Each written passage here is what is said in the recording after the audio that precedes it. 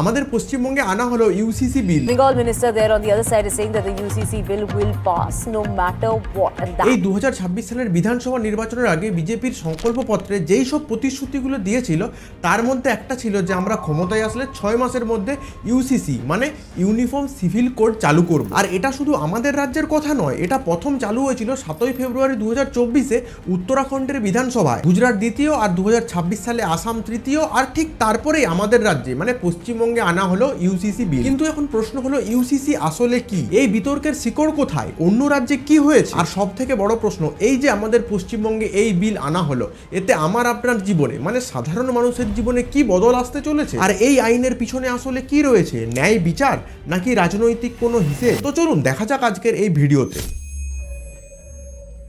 ধরুন আপনি একজন হিন্দু, আপনার বিয়ে হয়েছে হিন্দু ম্যারেজ অ্যাক্ট 1955 অনুযায়ী, আপনার পরিবারের সম্পত্তি ভাগ হয় হিন্দু সেকশন অ্যাক্ট 1956 মেনে। এখন আপনার পাশের বাড়িতে ধরুন একজন মুসলিম পরিবার থাকে, তাদের বিয়ে ডিভোর্স সম্পত্তির নিয়ম চলে মুসলিম পার্সোনাল আইন বা সারিয়া অনুযায়ী, খ্রিস্টানদের জন্য আবার আলাদা ইন্ডিয়ান খ্রিস্টান ম্যারেজ অ্যাক্ট। তাহলে এর মানে কি দাঁড়ালো, একই দেশ একই সংবিধানের অধীনে কিন্তু আলাদা আলাদা ধর্মের জন্য আলাদা আলাদা আইন। আর এই যে ইউসিসি বিল পাস হলো, এর মানে হলো যে আলাদা আলাদা ধর্মভিত্তিক আইনগুলোকে তুলে নিয়ে একটাই সার্বজনীন আইন বানানো। এই আইন সবার জন্য এক থাকবে, সে হিন্দু হোক মুসলিম হোক খ্রিস্টান হোক, বিয়ে ডিভোর্স দত্তক নেওয়া সব জায়গায় এক নিয়ম। এই আইনের সাংবিধানিক ভিত্তি সংবিধানের 44 নম্বর অনুচ্ছেদে, এটা ডাইরেক্টিভ প্রিন্সিপালস অফ স্টেট পলিসির অংশ, মানে রাষ্ট্রের লক্ষ্য হিসাবে এটা লেখা আছে, কিন্তু বাধ্যতামূলক নয়, মানে আদালত জোর করতে পারে না, কিন্তু সরকার চাইলে তা বাস্তবায়ন করতে পারে। আমাদের এখানে এই ইউসিসি বিল নিয়ে কিছু সংখ্যক মানুষ অলরেডি লাফালাফি করছে বা আগামী দিনেও করতে চলেছে, কিন্তু একটা মজার বিষয় শুনুন, 1961 সাল থেকে ভারতের একটা রাজ্যে কিন্তু ইউসিসি চালু রয়েছে, সেটা হলো গোয়া। তাহলে এখন প্রশ্ন হলো 1961 সাল থেকে গোয়া এই আইন চালিয়ে আসতে পারলে ভারতের বাকি রাজ্যগুলোতে এত দেরি হলো কেন? সেই উত্তরটা লুকিয়ে আছে 75 বছরের জটিল রাজনীতিতে। এই ইতিহাসটা আমাদের সকলেরই জানা দরকার, একটু মন দিয়ে শুনবেন। দেখুন, একদম প্রথমে সংবিধান তৈরির সময়েই এই দ্বন্দ্ব শুরু হয়েছিল। ডক্টর আম্বেদকর চেয়েছিলেন যে ইউসিসি হোক। তখন ডক্টর আম্বেদকরের যুক্তি ছিল একটা আধুনিক গণতান্ত্রিক রাষ্ট্রের নাগরিকরা সমান, ধর্মের ভিত্তিতে আইন আলাদা হওয়া উচিত নয়। কিন্তু সেই সময় ধর্মীয় সংগঠনগুলোর চাপে আর বিভাজনের পরবর্তী সংবেদনশীল পরিস্থিতিতে ইউসিসিকে ডাইরেক্টিভ প্রিন্সিপাল হিসাবে রাখা হয়েছিল, বাধ্যতামূলক করা যায়নি। তারপর দশকের পর দশক কেটে যায় কিন্তু বিষয়টা ঝুলেই থাকে। তারপর আসে 1985 সাল, এই বছরটা সব বদলে দিল। মধ্যপ্রদেশের ইন্দোর শাহবানো বেগম নামের একটি মহিলা, বয়স 62 প্রায়, তার স্বামী মোহাম্মদ আহমেদ খান, পেশায় উকিল, 43 বছরের সংসার। তারপর স্বামী তাকে 3 তালাক দিয়ে ছেড়ে দিলেন। তখনকার মুসলিমদের পারিবারিক আইন ইদ্দতকাল, মানে 3 মাস ভরণ পোষণের পর আর কোনো দায়িত্ব নেই। বেগম মামলা করলেন, স্বামী সুপ্রিম কোর্ট গেলেন, সুপ্রিম কোর্ট শাহবানো বেগমের পক্ষে রায় দিলেন। সেই সময় প্রধান বিচারপতি চন্দ্রচূড় একটা ঐতিহাসিক মন্তব্য করে বসলেন। তিনি বললেন, একটাই নাগরিক আইন সবার জন্য হলে দেশের সমস্ত মানুষকে একই নিয়মের মধ্যে আনা যাবে। কিন্তু তারপর যা হলো, এটা আমাদের ভারতের রাজনৈতিক ইতিহাসের একটা বেদনাদায়ক অধ্যায়। রাজীব গান্ধীর হাতে তখন 414টা আসনের বিশাল সংখ্যাগরিষ্ঠতা, কিন্তু মুসলিম সংগঠনগুলোর চাপে 1986 সালে চালু হলো মুসলিম মহিলা আইন। এই আইন সুপ্রিম কোর্টের রায়কে পুরো উল্টে দিল এবং মুসলিম মহিলাদের ভরণ পোষণের অধিকার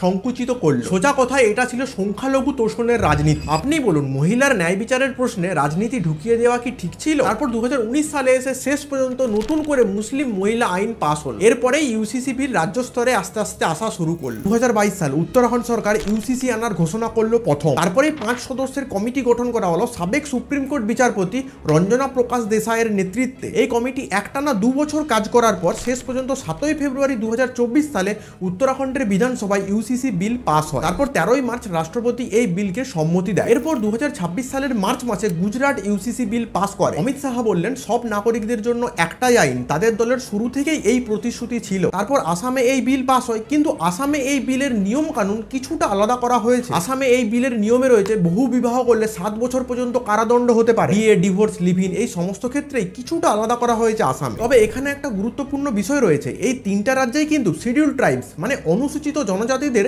এই নিয়মের বাইরে রাখা হয়েছে। এই বিষয়টাকে নিয়ে অনেকেই প্রশ্ন তুলেছে যে আদিবাসী মহিলারা যদি এই আইনের আওতায় না পড়ে তাহলে কি তারা সমান অধিকার থেকে বঞ্চিত হবে না? এই প্রশ্নের উত্তর এখনো পরিষ্কার হয়নি। আর তার মধ্যেই আমাদের পশ্চিমবঙ্গে চলে এসেছে ইউসিসি বিল। বিজেপির প্রতিশ্রুতির অনেক আগেই এই বিল পাস হয়ে গেল, কিন্তু প্রশ্ন হলো কেন এত তাড়াহুড়ো? মুখ্যমন্ত্রী শুভেন্দু অধিকারী বলছেন, অবসরপ্রাপ্ত বিচারকের নেতৃত্বে কমিটি গঠনের মাধ্যমে এই বিল পাস হয়েছে।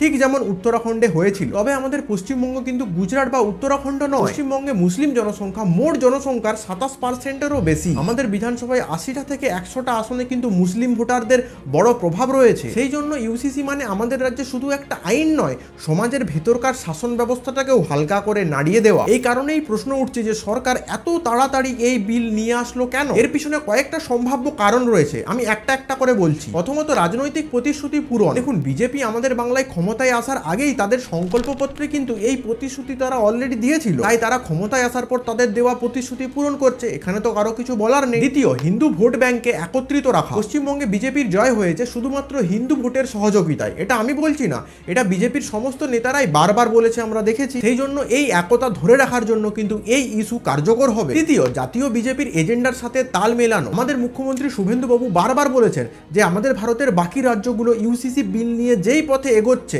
আমরাও সেই পথেই হাঁটবো। এবার আসি ইউসিসির ফলে আমার আপনার মতো সাধারণ মানুষের জীবনে কি বদল আসতে পারে। এই ইউসিসির ফলে যে কোনো ধর্মের বিয়ের 60 দিনের মধ্যে সরকারি নথিভুক্ত বাধ্যতামূলক। আমাদের সমাজে অনেক মেয়েরই ধর্মীয়ভাবে বিয়ে হয়ে যায়, কিন্তু আইনি অধিকার থেকে তারা বঞ্চিত থাকে।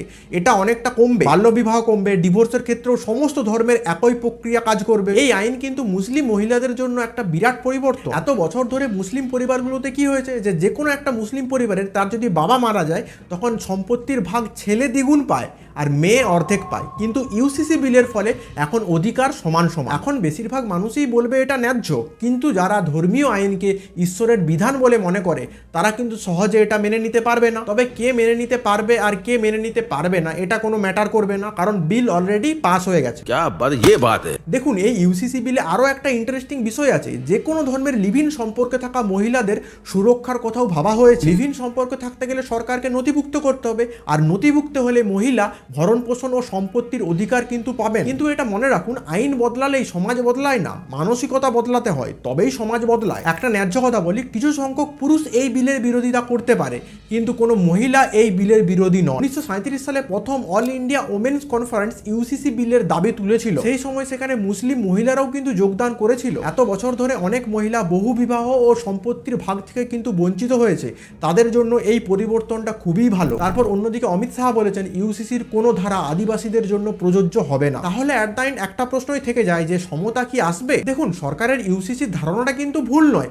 একটা গণতান্ত্রিক ধর্মনিরপেক্ষ দেশের সমস্ত নাগরিকদের একটাই আইন হওয়া উচিত। এটা কিন্তু স্বীকার করতে হবে যে বহু বছর আগে যারা সংবিধান রচনা করেছিল তারাও কিন্তু চেয়েছিল যে এই আইন তখন থেকেই লাগু হোক, কিন্তু এই বিল সেই সময় রাজনীতির শিকার হয়ে এত বছর ধরে ঝুলে থেকে যায়। তাহলে আমাদের রাজ্যে এই ইউসিসি বিল পাস হওয়া কিন্তু একটা বিশাল ঐতিহাসিক পদক্ষেপ হয়ে গেল। তাহলে শেষে আমি একটা কথাই বলবো, এই মুহূর্তে পশ্চিমবঙ্গে যা হচ্ছে তা কতটা আইনি সংস্কার আর কতটা রাজনৈতিক বার্তা তা বিচার করার ক্ষমতা আশা করছি আপনাদের আছে। তাহলে শেষে আমি আপনাদের উদ্দেশ্যে একটা প্রশ্নই রেখে যাচ্ছি, এই ইউসিসি কি সত্যিই সবাইকে সমান করবে, নাকি সমতার আবরণে আরেকটা বিভাজন তৈরি হবে? তো আজকের ভিডিও বাস এই পর্যন্তই। আপনার মতামত কমেন্ট সেকশনে অবশ্যই জানাবেন। ভিডিওটি ভালো লেগে থাকলে একটা লাইক, একটা সাবস্ক্রাইব করে যাবেন। দেখা হচ্ছে পরের একটি ভিডিওতে। জয় হিন্দ।